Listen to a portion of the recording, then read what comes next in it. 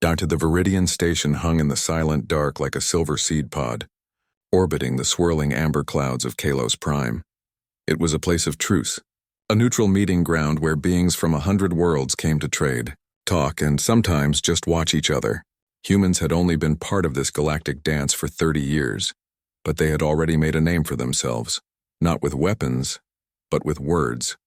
And no human used words better than Daniel Hayes. Daniel wasn't a soldier. He wasn't a spy. He was a diplomat, and he wore his role like a second skin, tall with tired eyes that still managed to smile. He moved through the station's crowded corridors with quiet confidence.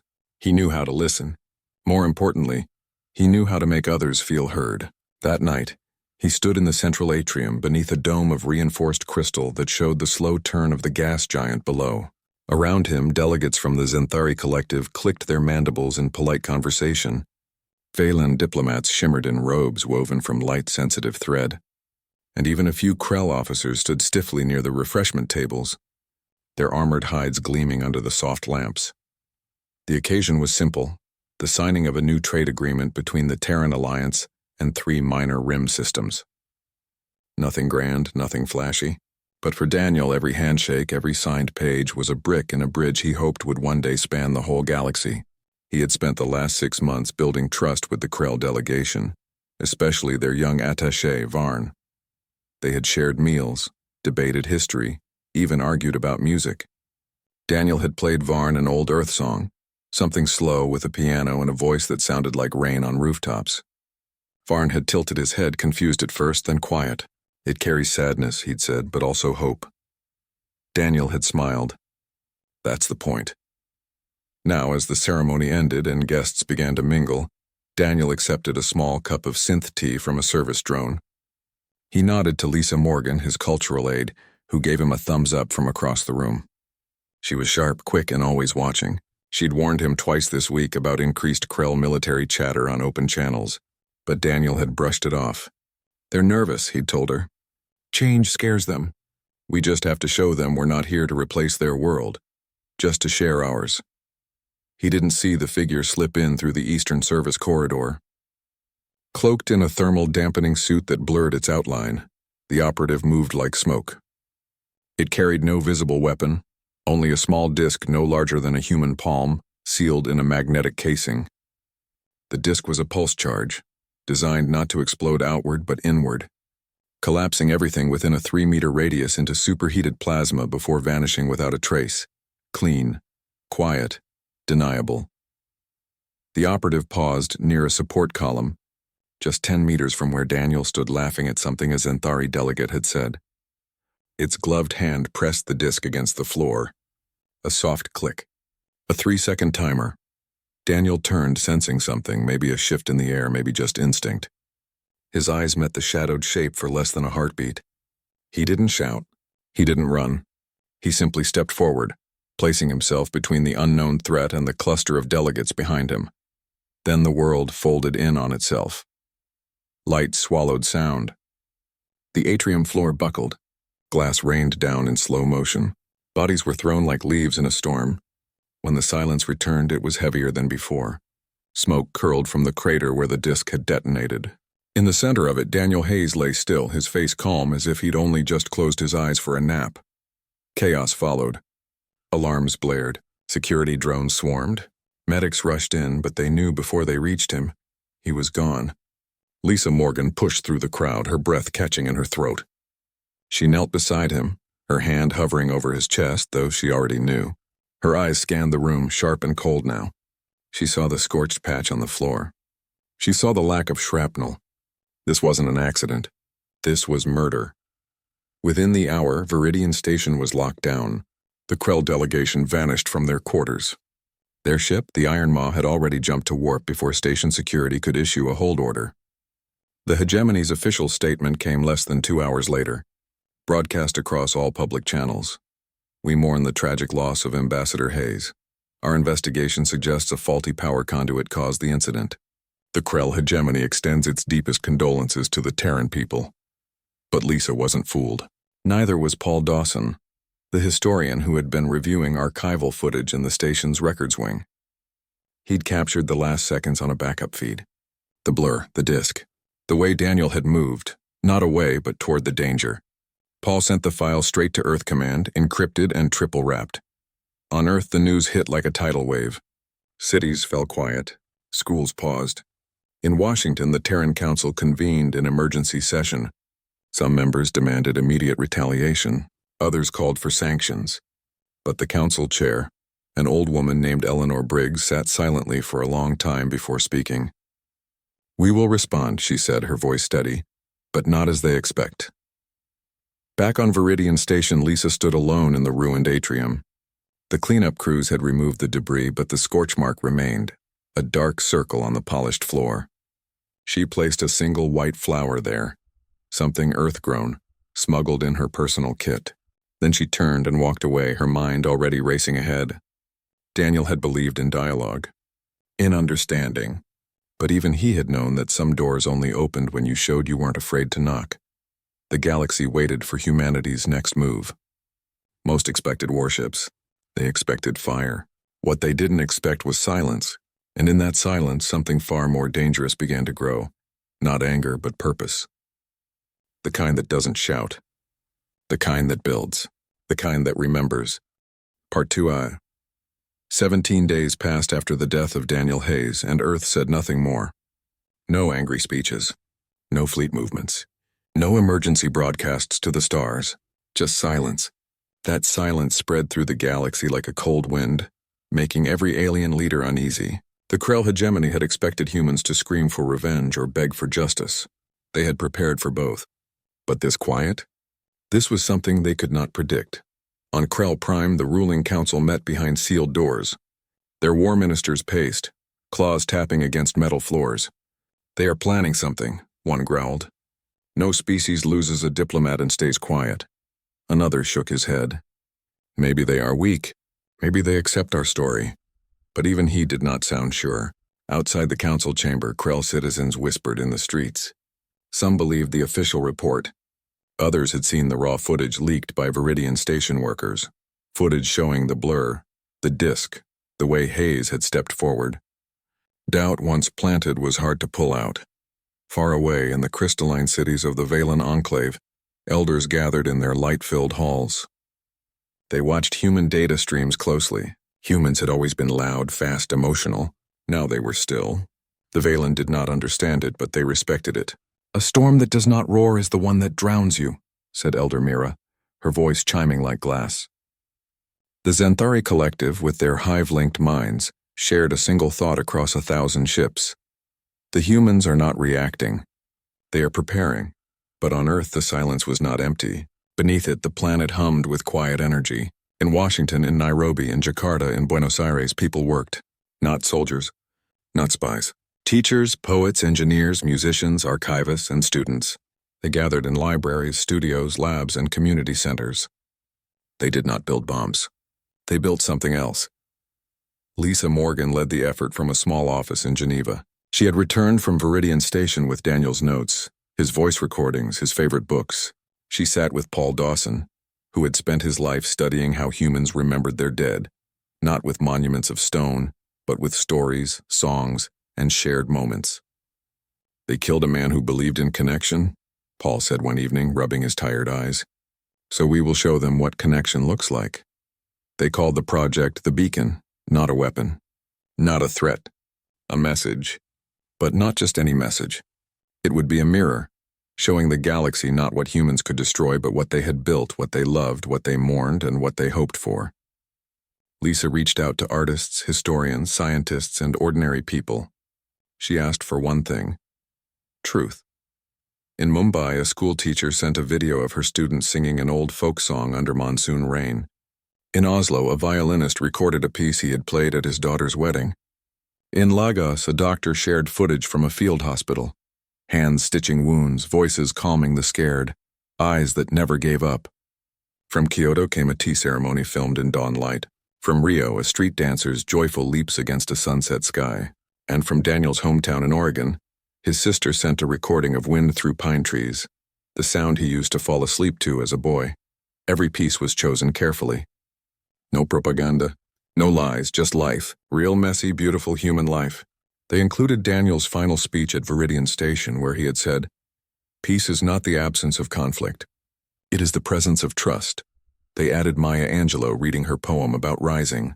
They added Beethoven's Ninth, not for its grandeur, but for its chorus singing "All Men Become Brothers." They even included grainy footage from Earth's past, firefighters running into burning towers, volunteers handing out water after earthquakes, strangers hugging at airports after long wars ended. Paul worked with linguists to translate everything into over 200 known alien dialects. Not just words, but meaning. The team built emotional context so that a Xanthari could understand why a mother's lullaby mattered, or why a simple handshake between old enemies could change history. Lisa insisted on one rule: nothing fake. If it hurt to watch, they kept it. If it made you cry, they kept it. If it made you proud to be human, they kept it. Meanwhile, Earth's military stood down. Ships returned to port. Training exercises paused. The Terran Council refused all interviews. When a Krell envoy demanded a meeting, they were told, "We are in mourning." That was all. No anger, no blame. Just grief held close like a secret. The galaxy watched, confused. The Krell grew more nervous. Their spies reported no weapons development, no fleet buildup, only data streams flowing between human cities, only quiet meetings, only people carrying boxes of old films, photographs, and handwritten letters into secure buildings. What were they doing? On the 18th day, the answer came. Deep space transmitters hidden in asteroid belts, on lunar outposts, and aboard civilian freighters activated all at once. A signal, clean, strong, and impossible to block, shot out in every direction. It carried no threat, no demand, just a gift. The beacon had launched. The first beings to receive it were traders near the Orion Spur. They opened the file out of curiosity. Within minutes, they stopped working. They gathered in groups, watching human children laugh, listening to voices speak of love and loss, seeing hands plant trees in scorched earth. One old Xanthari trader wept, something his species rarely did, and whispered, "They are not monsters. They are mirrors." On Krell Prime, the signal breached firewalls within hours. The hegemony tried to shut it down, but it was too late. The beacon had been designed to spread like a seed. Every ship that received it became a new transmitter. Every station that played it shared it further.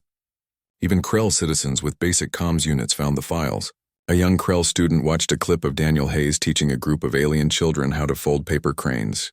He turned to his friend and said, "Why would anyone kill a man like that?" Back on Earth, Lisa stood on a hill outside Geneva watching the stars. She did not smile. She did not cheer. She simply stood there, feeling the weight of what they had sent into the dark. It was not revenge. It was remembrance, and sometimes remembrance is louder than war. The galaxy held its breath. The stars waited, and for the first time in centuries, many began to wonder if strength could look like kindness, if courage could sound like a lullaby, and if the most powerful weapon was not a gun, but a story. Part 3. The beacon spread faster than anyone expected. Within hours, it reached every major trade route, every listening post, every private ship with a working receiver. It did not ask for permission. It simply arrived like sunlight through a window and filled the silence with voices. Human voices. Laughing, crying, singing, speaking. Not in anger, but in honesty. On the Xanthari homeworld, hive mind clusters paused their endless calculations. For the first time in generations, individual Xanthari broke from the collective thought stream to watch alone. They saw a human grandmother teaching her grandson how to bake bread, her hands dusted with flour, her voice warm with patience. One young Xanthari named Kess replayed the clip 10 times. "Why do they share this?" he asked his elder. "Because they want us to see them as they are," came the reply. "Not as enemies, not as tools, as people." In the Velon Enclave, the crystalline beings gathered in their resonance chambers. They did not have eyes, but they felt light and sound as emotion. When Beethoven's music played through their harmonic receivers, their entire city pulsed with soft blue waves, a sign of deep sorrow and awe. Elder Mira transmitted a single message to Earth. "You have shown us your soul. We will not forget." But the real storm began inside the Krell hegemony. At first, the ruling council ordered all citizens to delete the beacon files. They called it Terran emotional warfare.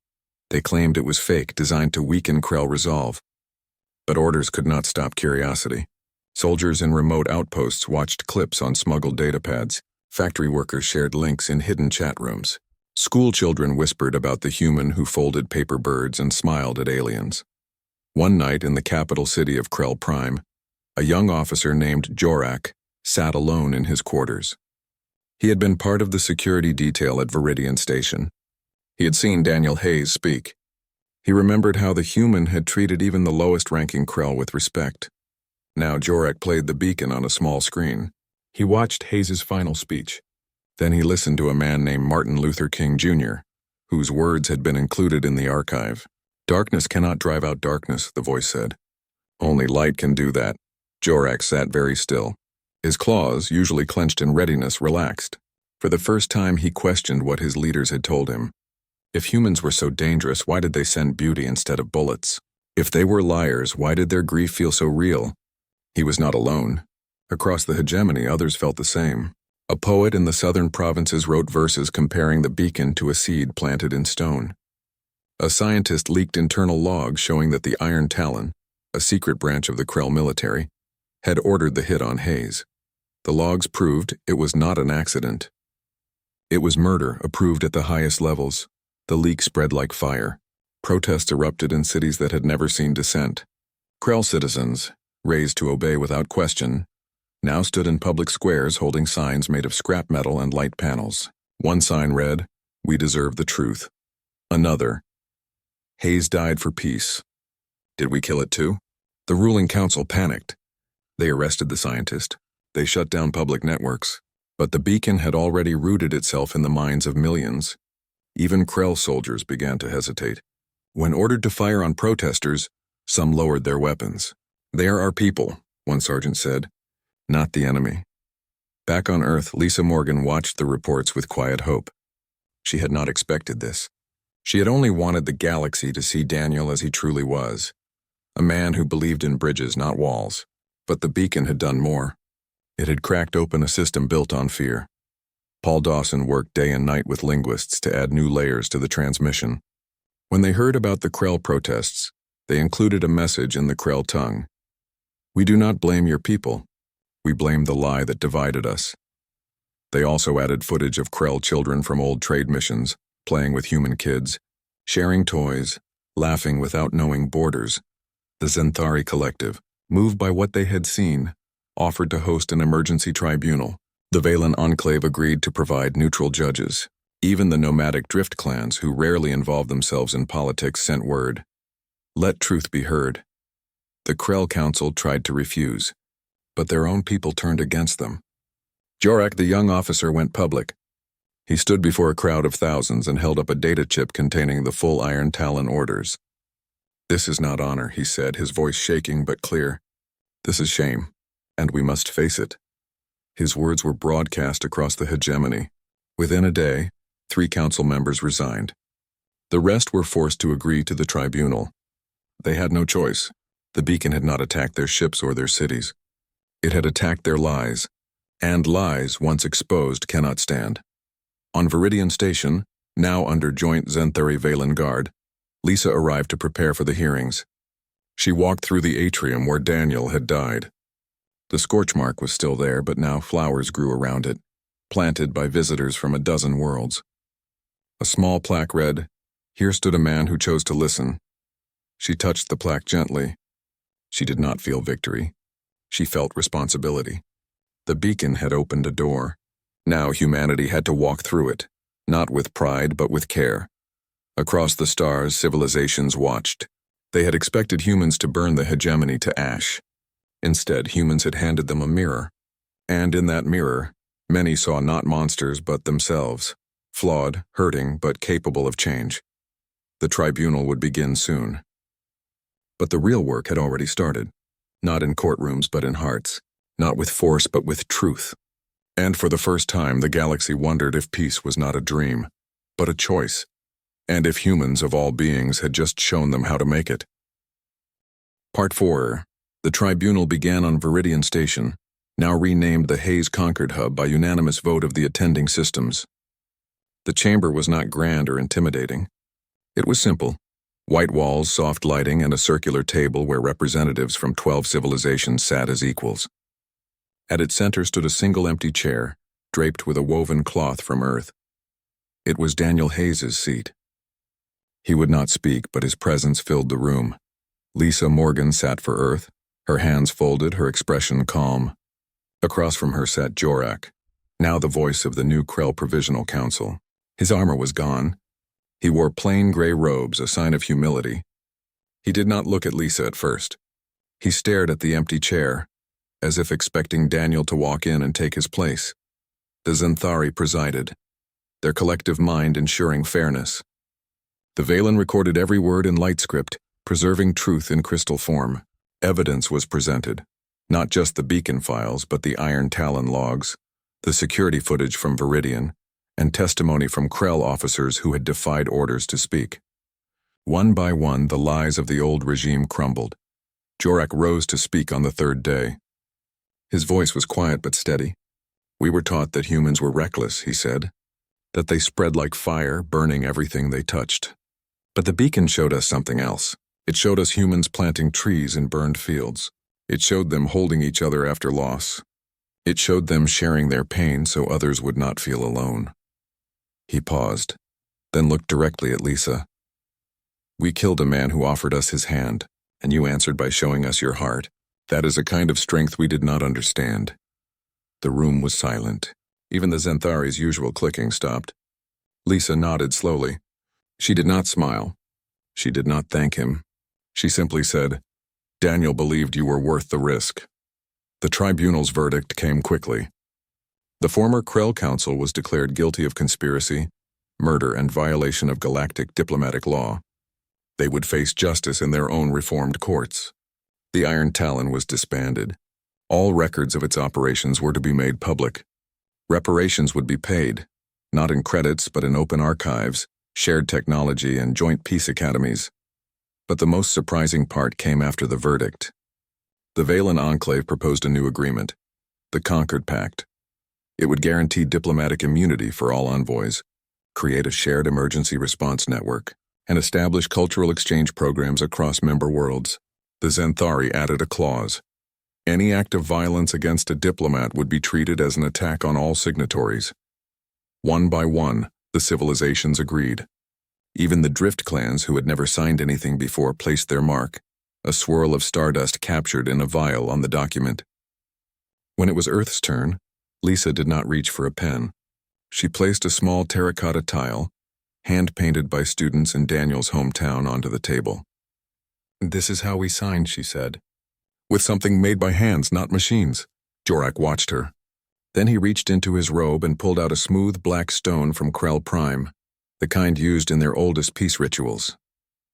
He set it beside the tile. And this is how we remember, he said.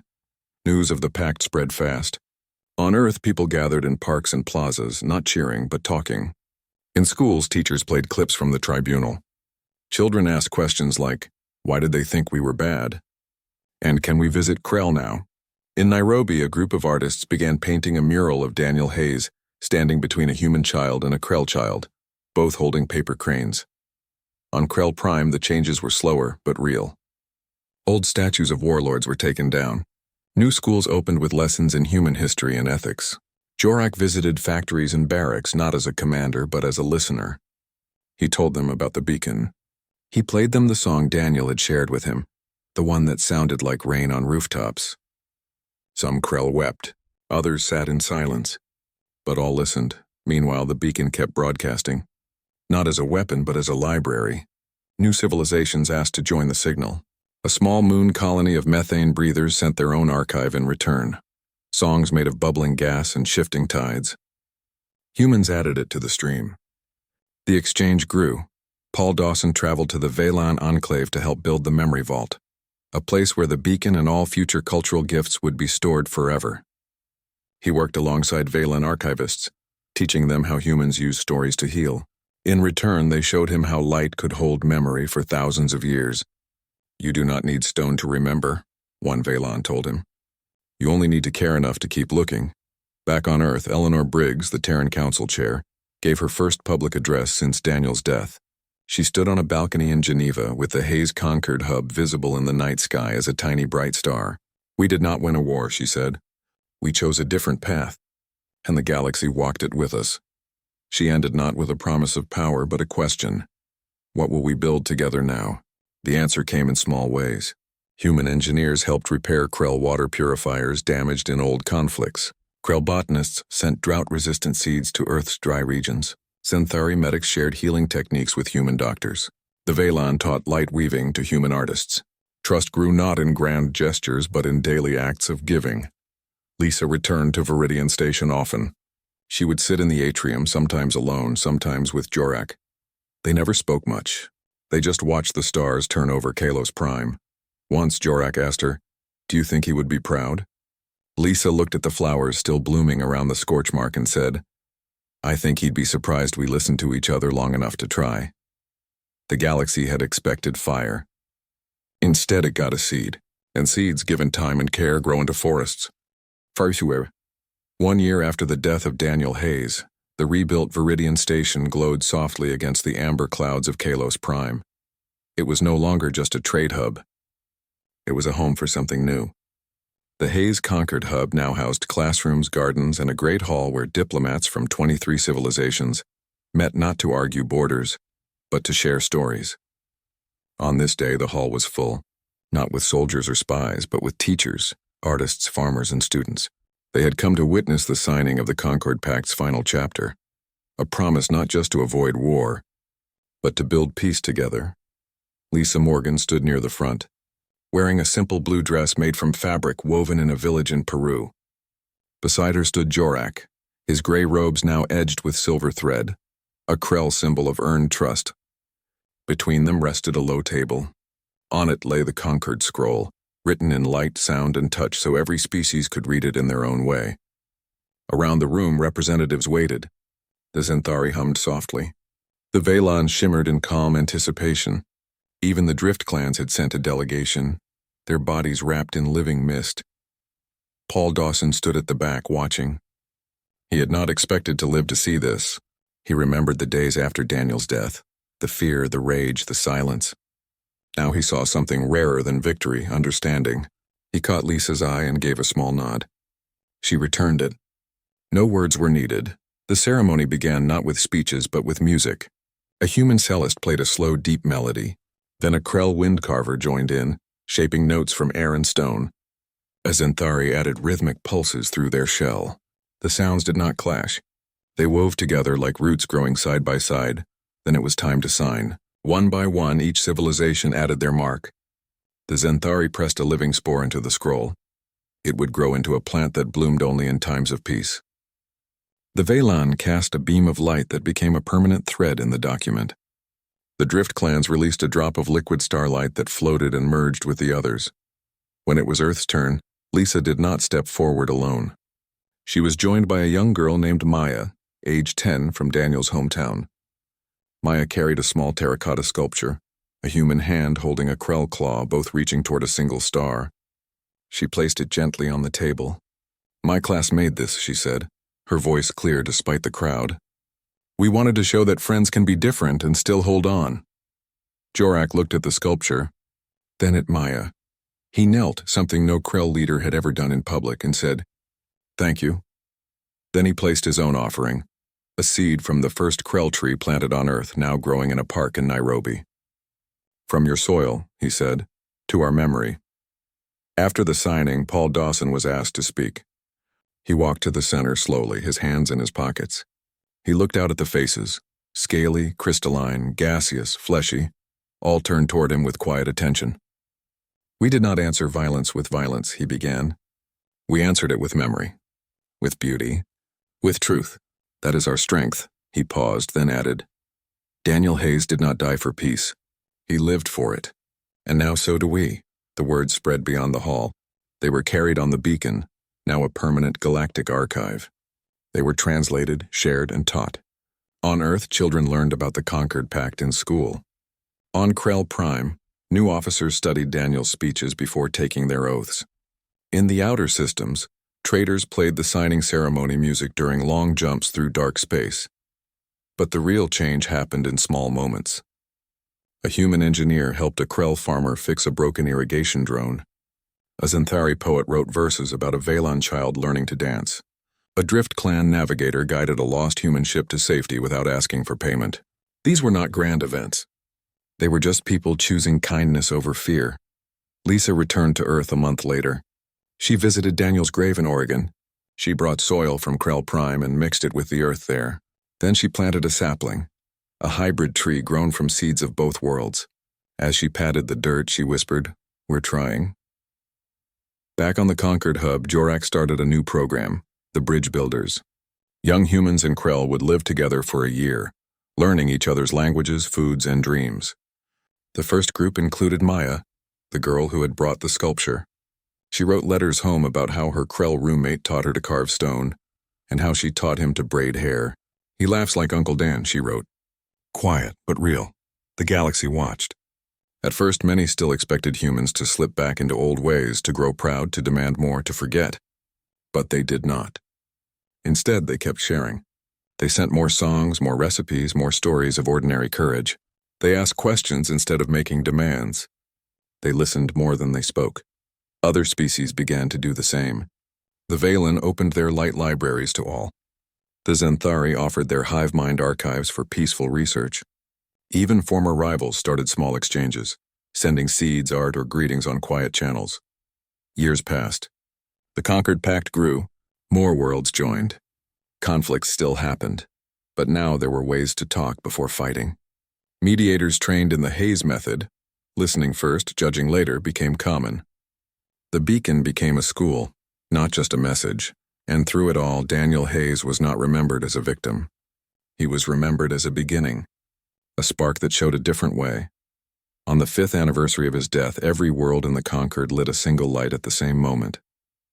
From Earth cities to Krell's mountain towers, from Xanthari hives to Velan spires, the darkness filled with soft, steady glow. No words were spoken. None were needed. The stars, once expecting fire, now saw something else, a species that turned grief into grace, and in doing so, taught the galaxy that the strongest thing in the universe is not a weapon, but a hand held out in trust.